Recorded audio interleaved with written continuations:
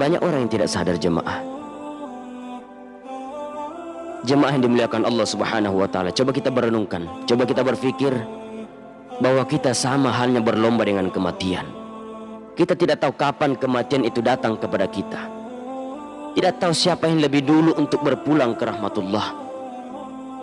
Sekarang kita hanya mempersiapkan bagaimana kita menghadapi kematian itu. Apa yang kita persiapkan hari ini, apa yang kita lakukan hari ini.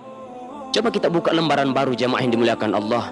Saudara-saudaraku yang dimuliakan Allah, mari kita sama-sama untuk membuka lembaran baru di dalam kehidupan kita. Coba kita lihat tangan kita, dosa apa yang dilakukan oleh tangan kita.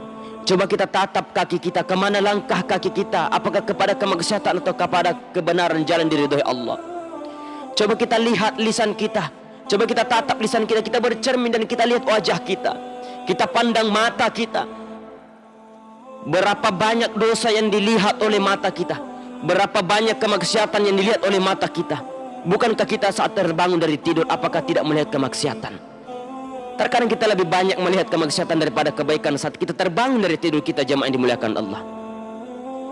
Maka pesan saya jemaah, jikalau kita tidak bisa berlomba untuk melakukan kebaikan, maka mari kita berlomba dengan para pendosa untuk bertobat kepada Allah Azza wa Jalla. Tidak ada manusia sempurna di muka bumi ini. Tidak ada manusia yang tidak pernah melakukan kesalahan di dalam kehidupannya. Kita bukan malaikat. Kita tidak sempurna seperti malaikat yang hanya diberikan akal taat kepada Allah Subhanahu wa taala. Kita ini punya dua kelebihan jemaah yang dimuliakan Allah. Kita punya akal sehat, kita punya nafsu. Yang keduanya ini harus bertengkar di dalam kehidupan kita. Maka kita mendekatkan diri kepada Allah agar kita senantiasa mendapatkan ridha Allah di dalam kehidupan kita.